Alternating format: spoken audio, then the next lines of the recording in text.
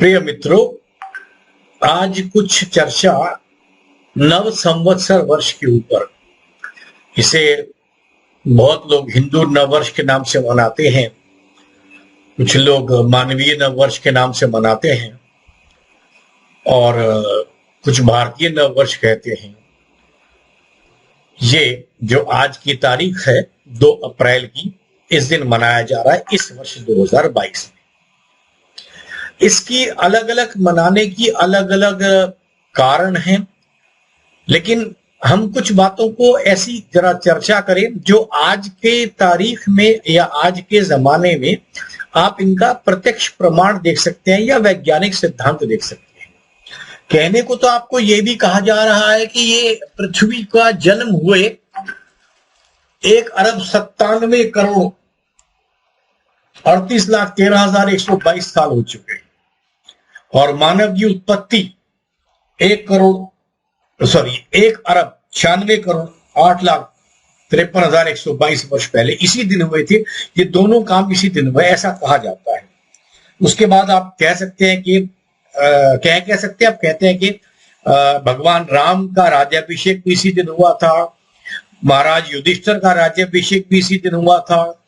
इसी दिन विक्रमादित्य ने नया संवत शुरू किया इस राष्ट्र पर अपना परचम लहराने के बाद, और विक्रम संवत अभी 2079 या 2079 विक्रम संवत आज से शुरू हुआ है। 147 वर्ष पहले स्वामी दयानंद ने आज ही के दिन आर्य समाज की स्थापना की थी और आज आरएसएस के संस्थापक जो थे डॉक्टर केशवराम हेगडेवर, 133 वर्ष पहले उन्होंने जन्म लिया। अब आरएसएस के संस्थापक ने जन्म लिया, ये तो कोई तारीख की बात नहीं हुई। हाँ, जो कर्म यहाँ हुए हैं, राम का राज्याभिषेक हुआ या युधिष्ठिर का राज्याभिषेक हुआ, ये जरूर हमारे लिए एक महत्वपूर्ण बात हो सकती है कि ये हुए थे। अब इसके साथ आज की तारीख में ही, आज से कुछ दिन पहले, अब हम नवरोज मनाते हैं। ये मुस्लिम भाइयों का नववर्ष होता है। इनका हिजरी संवत कुछ दिनों बाद शुरू होगा, बंगला संवत कुछ दिनों बाद शुरू होगा। गुड़ी पाड़वा आज 2 अप्रैल के ही दिन शुरू हो रहा है और कश्मीरी पंडितों का जो नववर्ष है नवरेह, वो आज के दिन शुरू होता है। तेलुगु नववर्ष उगादी का, वो भी आज के दिन शुरू होता है। भगवान झूलेलाल का जन्म दिवस, वो भी आज के दिन मनाया जाता है। तो इतनी सारी चीजें हम मना रहे हैं, इतनी सारी इसके कोइंसिडेंसेस हैं जो आज के दिन मनाए जाते हैं। तो ये तो रही हमारे पास मनाने की बात।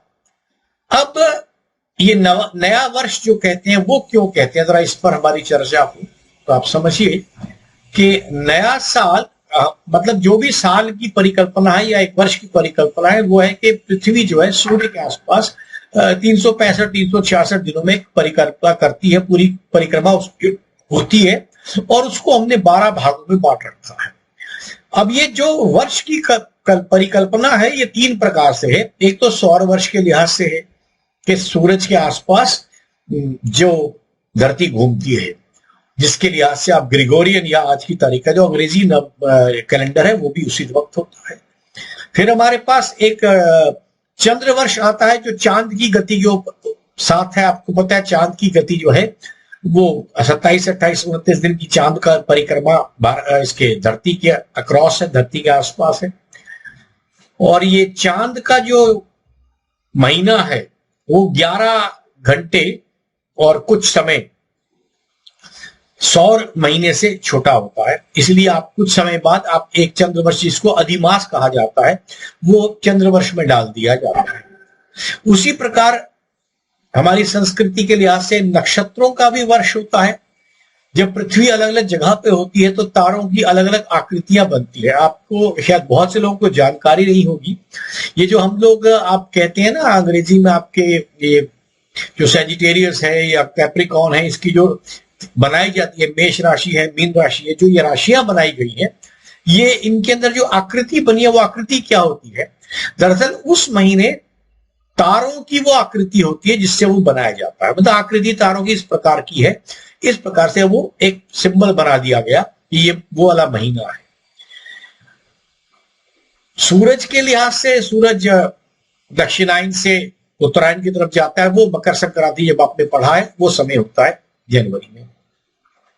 अब जरा हम आज की तारीख में देखें तो आप समझिए, जो थोड़ी बहुत भी अगर हिंदी समझते हैं तो आपको पता है 7 का मतलब संस्कृत में सप्त होता है, 8 अष्ट होता है, 9 नव होता है और 10 होता है। इस तरीके से आप ध्यान दें, सितंबर 7वां महीना, अक्टूबर 8वां महीना, नवंबर 9वां महीना, दिसंबर 10वां महीना, जनवरी 11वां महीना और फरवरी 12वां महीना। तो नया साल आपका शुरू होना चाहिए मार्च के आसपास, जो जब आपका ये हिंदू संवत्सर का शक शुरू होता है। ये दूसरे तरीके से भी देखें, आपको पता है सूरज के आसपास 365 पूरे दिनों में नहीं बल्कि 365 दिन और 6 साढ़े 6 घंटे के अंदर एक परिक्रमा होती है पृथ्वी की। तो उसके लिए आपको कुछ ध्यान होगा कि फरवरी के महीने को 29 दिन का बना दिया जाता है, जिसे हम लीप ईयर कहते हैं। अब अकाउंट्स वाले इस बात को समझते हैं कि जब भी आप कोई लेखा जोखा करते हैं तो लास्ट में मिसलेनियस एक्सपेंसेस कब डालते हैं आप?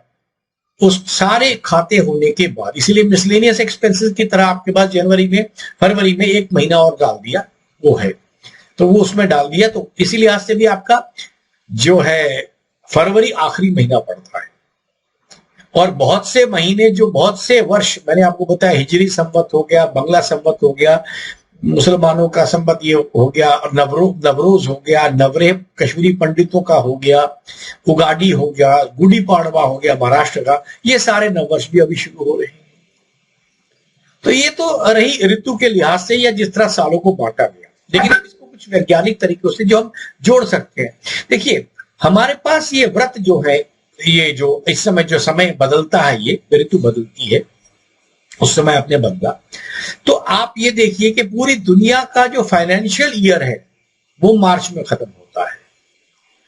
पूरी दुनिया का एग्रीकल्चर ईयर, अच्छा एग्रीकल्चर ईयर तो नेचर की देन है, प्रकृति की देन है, कृषि वर्ष, वो भी आपको पता है कुछ समय बाद अब गेहूं कटेगा और बैसाखी के वक्त तक सब कटकुटा जाता है।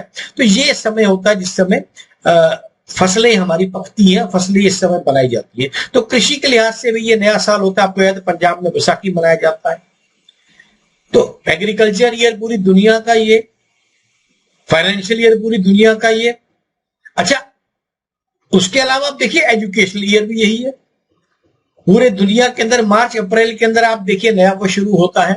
तो उस लिहाज से भी ये नया साल जो है इसी समय होता है दुनिया में। किसी जगह पर भी एजुकेशनल, फाइनेंशियल या एग्रीकल्चर ईयर 1 जनवरी को शुरू नहीं होता है। ये तो बना दिया गया अंग्रेजों द्वारा, और वो सीधी बात है, अंग्रेज 200 साल तक आप पे राज करते रहे, तो उन्होंने जो आपको व्यवस्थाएं दी, आप आज भी उन व्यवस्थाओं को मानते हैं।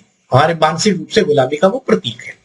लेकिन फिर भी आप देखिए, उनके भी कोई नया, या वो भी कहे 1 जनवरी को हम कुछ करते हैं, उनके वहां पर तो समझ आता है ना 1 जनवरी के आसपास करने का, कि भीषण सर्दी पड़ती है, तो वो क्रिसमस के टाइम से 25 दिसंबर से 2-3 जनवरी तक पूरी छुट्टी करते हैं। वो ठीक है, उनकी परिकल्पना है, वो करना चाहते हैं, उनको करना चाहिए अपने लिहाज से। लेकिन हम किस बेवकूफी में इस न्यू ईयर को मान गए 1 जनवरी वाले को? तो ना एजुकेशनल ईयर, ना फाइनेंशियल ईयर, ना कोई और ईयर इस समय चलता है। जबकि ऋतुओं का ईयर इस समय है, एग्रीकल्चर का ईयर इस समय है, फाइनेंशियल ईयर इस समय। तो ये सब सोच के लगता है कि वाकई ये हमारा एक्चुअली न्यू ईयर होना चाहिए था, नया साल। लेकिन हमने किन्हीं परंपराओं के चलते हुए, जो पुराने समय में अंग्रेजों ने हम पर राज किया, हमने उनके कारण वो नया वर्ष मान लिया। असल में वो नया वर्ष है नहीं, नया वर्ष अभी शुरू होता है। और इसी समय, अच्छा, इसके साथ मैं आपको नवरात्र वाली बात और जोड़ दूं मैं, जिससे आप थोड़ा और समझेंगे। देखिए, जब भी ऋतु परिवर्तन होता है, ये नवरात्र के जो व्रत रखे जाते हैं ना, अब आप 2 रखते हैं, जो आप इस समय रखते हैं अप्रैल में, और दूसरे आप रखते हैं अक्टूबर के महीने में, जब वो नवरात्र आता है। लेकिन कायदे में ये साल में 4 बार होते थे।